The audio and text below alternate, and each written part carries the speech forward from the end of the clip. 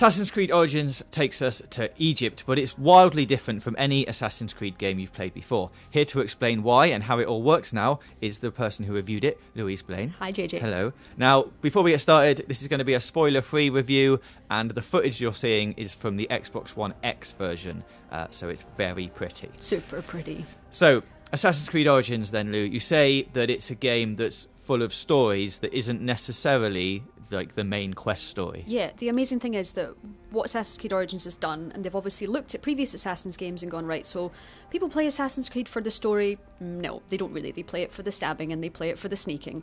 And what they've done is they've thought, okay, well, we're going to change that. We're going to make that different. So they've moved to a quest system, and the quests that are in there are little miniature stories, so it's kind of much more like an RPG. So while you've got the main campaign running through it, which is much, much stronger and better than anything that I think I've played there before, I actually cried. These mini quests are all these tiny stories of the people of Egypt asking you for help, which usually requires rescuing something or finding something, but they've managed to make it so that they actually feel like real stories than something where you just had to go and find X and do Y. There's something much more human about them, and they're all connected as well. So you start one quest and you'll probably come back to that person for a few quests down the line as well, sort of if you're in Memphis or maybe you're in Alexandria. But I think what I wanted to say about story was the fact that I have lots of mini stories, like the fact that I think I said in my review that one of the tombs that you're leaving through an underground passage, you come up in a swarm of really hungry crocodiles. So you're, this is all lovely, I'm coming through the water. Oh no, there's crocodiles, there's everything here. And I think you've got all these, so many different things can happen in such a living world, which it's now got animals, and there's this sort of day-night cycle where everyone's busy all the time.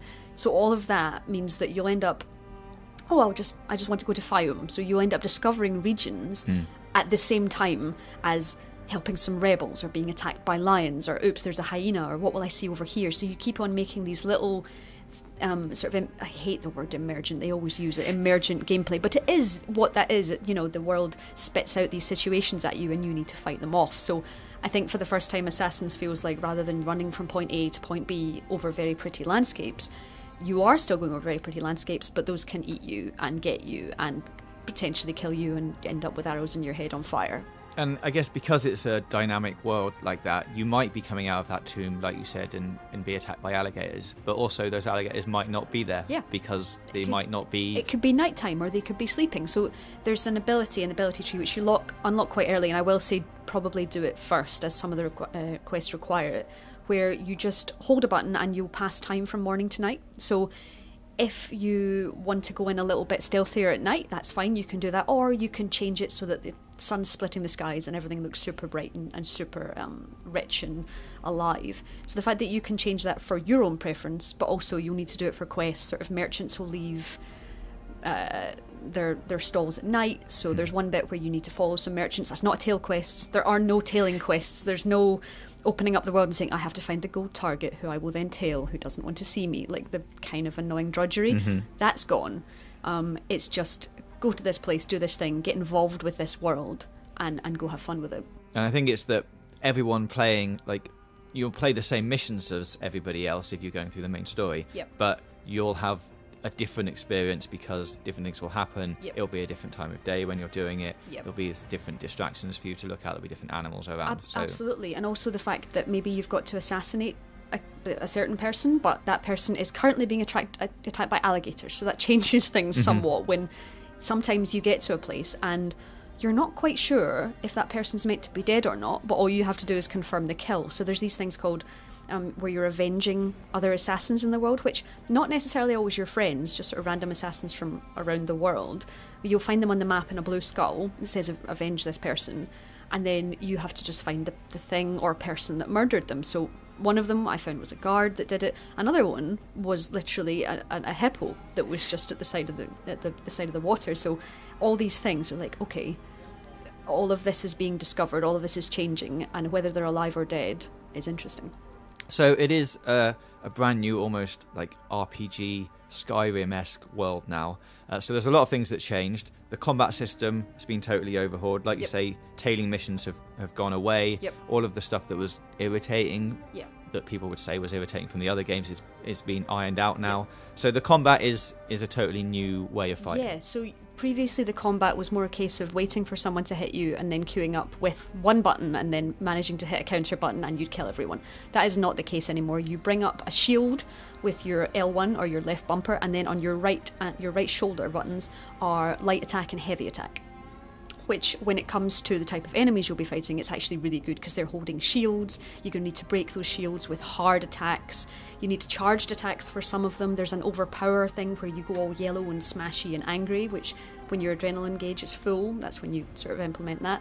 And I will say that combat-wise, it took me a few hours to get used to. I have been hammering that square button for 10 years now, and now it just dodges. So it's a case of, once you get used to it, you then realise that the bigger and stronger enemies that you're up against, you're going to have to think about not just the type of combat you use, but also the weapons. So you've got things like sickle swords, which became my favourite thing, and then you've got dual blades, or you've got a spear or a sceptre or a giant axe, and all of these are dropped as loot in the world, so you can choose exactly where you want to go, who you want to kill, and how you want to do it. So you could do that thing where everyone goes in stealthy but accidentally ballses it up and everything goes to hell. You can do that with just lots more weapons. And I think another thing about the weapons is you'll find them in loot across the world. So there's chests everywhere, and they come in 3 varieties. So you've got your basic, which is blue, your rare, which is purple, and your legendary, which is yellow. So not quite Destiny, but almost.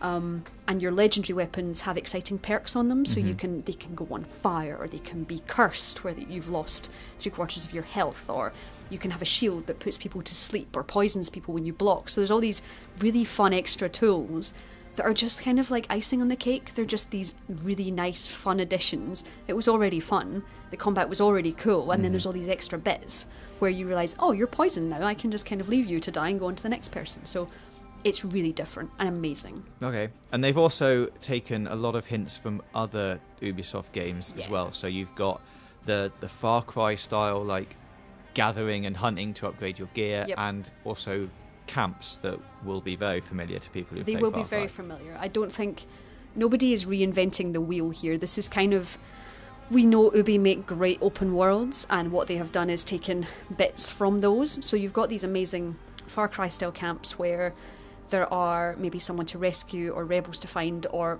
each one has its own set missions. So you want to kill a captain and a commander and loot some treasure, and that will complete the outpost or complete the camp.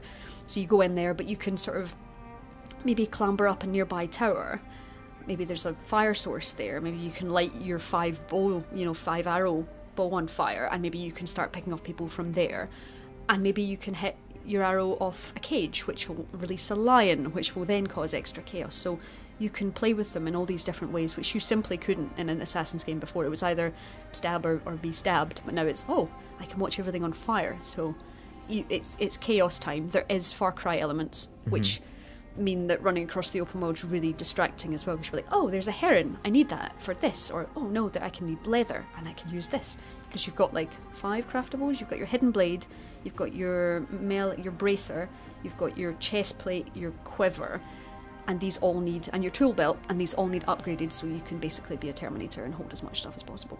Right. Okay. Well, let's move on to some of the story aspects of it. So no spoilers, but no.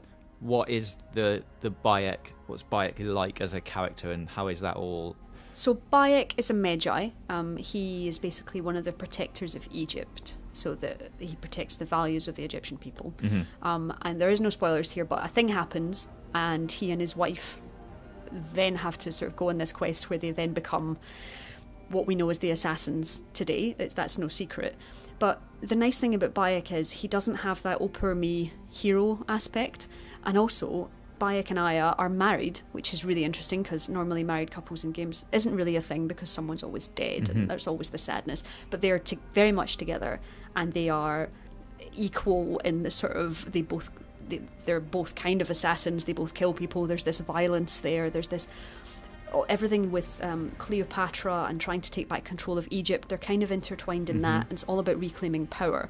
And the really refreshing thing about Aya is she's just like Bayek. She will, she's angry, and there's this kind of passion there, and the fact that there's this relationship between them as well it's a really interesting dynamic that I've never really seen before, and hasn't really, and especially in Assassins, it's never really felt quite like this. Okay.